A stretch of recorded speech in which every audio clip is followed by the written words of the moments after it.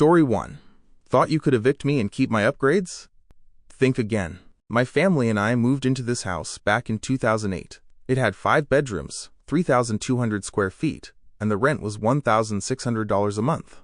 That was a fair deal at the time, and the rent stayed the same for a long time. Since I'm pretty good with tools, I handled most repairs myself, so I wouldn't have to bother the old man who owned the place. I'd lived there so long that I ended up making a bunch of improvements too. In 2024, the owner passed away and his son inherited the house. About a week later, the son gave me notice that he was going to inspect the property. During the inspection, he kept trying to open drawers and go through my personal stuff, which he legally wasn't allowed to do. When I stopped him, he got rude. As he was leaving, he handed me a notice saying my rent was going up to $4,000 a month, which was about $1,000 over the going rate in the area. I might have paid more if the increase made sense, but I wasn't going to pay that much. My lease was month to month, but it clearly said any rent increase had to come with 3 months' notice. I pointed that out to him, and I let him know I'd be moving out at the end of that 3-month period. Just a few days later, I was hit with an eviction notice. The lease also said evictions without cause needed 3 months' notice, so instead he tried to claim I was being evicted with cause. His reason? He said I had made unauthorized modifications to the house and brought up the dog door I'd put into the back door. Thing is, I still had the original back door in the garage, and I had the old owner's okay to do it, so it wasn't unauthorized, and it didn't really count as a real modification. Still, the judge ruled that I had to move out within 30 days, or the eviction would go through. On top of that, the judge said everything had to be restored to its original state. That's when I decided to go full malicious compliance, and yeah, you probably see this part coming. Every single upgrade I'd made came out. The smart home stuff? Gone. The tool shed in the yard? I took it down. The pond? Filled it in. Closet organizers? Pulled out. Garage shelving and storage? Removed. I swapped out the new appliances for basic ones and left the place just as it had been before I moved in. Then he sued me for removing it all. His lawyer argued that once improvements are made to a rental property, they legally become part of it and can't be taken out. But my lawyer brought up the judge's order that said everything had to be restored to the original. I showed receipts for everything I took out, proving I'd bought it all myself and had been ordered to remove it. I won, and he even had to cover my legal costs. A few months after all that, I got a call from his sister. Some of my mail hadn't been forwarded properly, and she wanted to make sure I got it. We ended up talking about everything that had happened. That's when she told me something wild. The house had actually been left to 4 siblings, not just her brother. But he lied to them all. He jacked up the rent on purpose because he knew I'd leave. He already had a deal lined up to sell the house to one of those big rental companies. He told his siblings the place had negative equity and they wouldn't see a dime from the sale. But the house was fully paid off and worth around $700,000. The offer from the rental company included all the upgrades I had removed.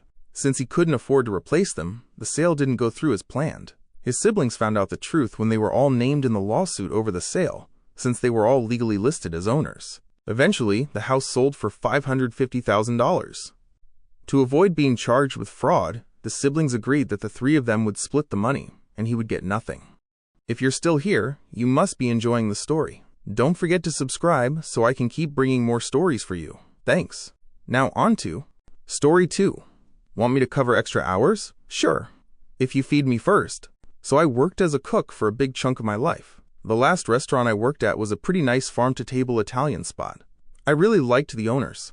I had worked for them before at another restaurant, and I also liked that the new place offered 2 weeks of vacation and insurance, so I followed them when they opened it.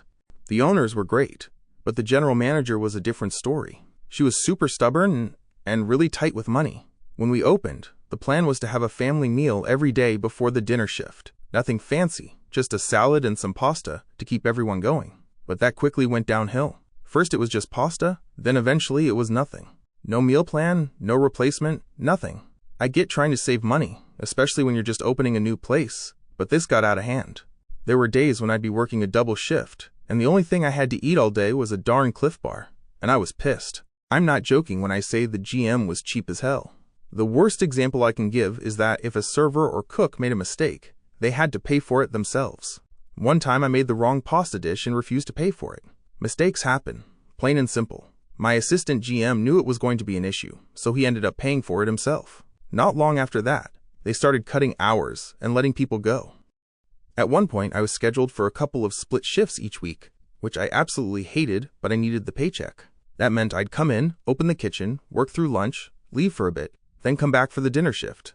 After a few weeks, I got into a routine and usually grabbed lunch during my break, either nearby or at home. But one day, lunch was unexpectedly slammed. We were seriously backed up, and they asked me to stay and help prep for dinner. I decided to go along with it, but said I had planned to eat during that break, so I'd only stay if they let me eat something decent.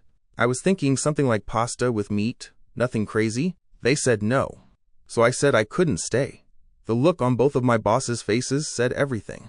They obviously didn't want to back down, but I wasn't going to let them treat me like crap either.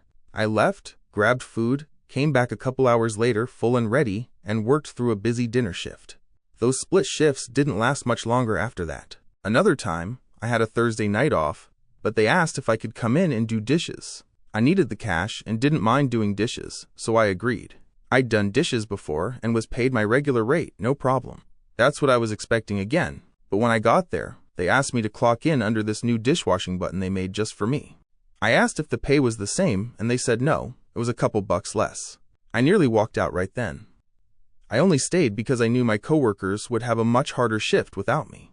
I was pissed though. My assistant GM tried to make it better by offering me some leftover food, but I just looked at him and said no. Then I remembered that dishwashers were actually supposed to get a free meal, though nobody ever used it because the GM was so cheap. So I told the assistant GM I wanted a pork rigatoni with peppers. He looked shocked and said, "What? Who's paying for that?" I just said dish gets a free meal, and walked off. A few minutes later I had my pasta. I sat down, enjoyed every single bite, then went back to work. My coworkers were smiling at me, and the GM wouldn't even look in my direction. That new dish button on the clock-in screen disappeared after that. Story 3. Said don't move my plates. You got it, just don't blame me later. So my aunt is really obsessed with these ceramic plates. She has a few sets and acts like they're super delicate. She literally calls them her babies. She's always warning people to stay away from them. The thing is, she keeps them in these cabinets that aren't really stable anymore, and that's where she stores all her precious plates. Honestly, it looked like everything was about to come crashing down. I noticed how shaky the cabinet was, so I thought I was helping her out by moving the plates to a different cabinet that seemed much sturdier. But when she found out, she got really upset and said, "I told you to stop touching my plates, I like them where they are." I tried to explain why I moved them, but she said she didn't care and told me to put them back. So I did exactly that.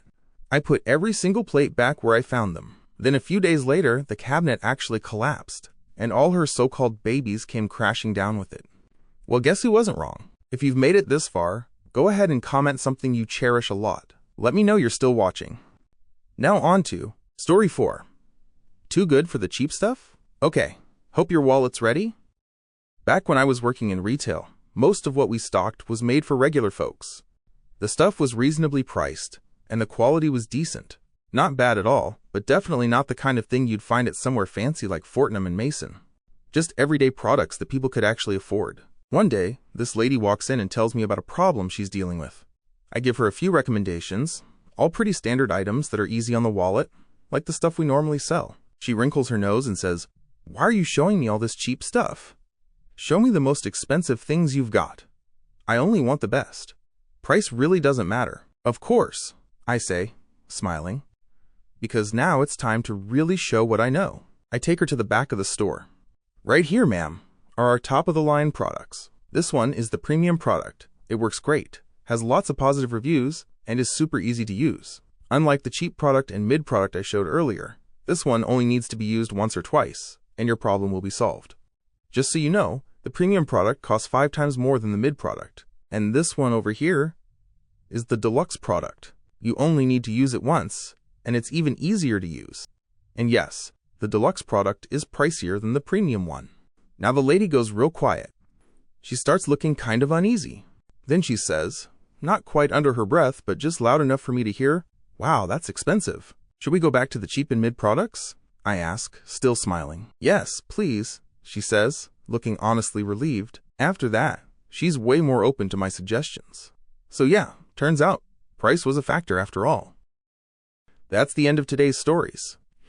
If you enjoyed it, please consider subscribing for more. Thanks for sticking around till the end, and I'll see you in the next one. Take care.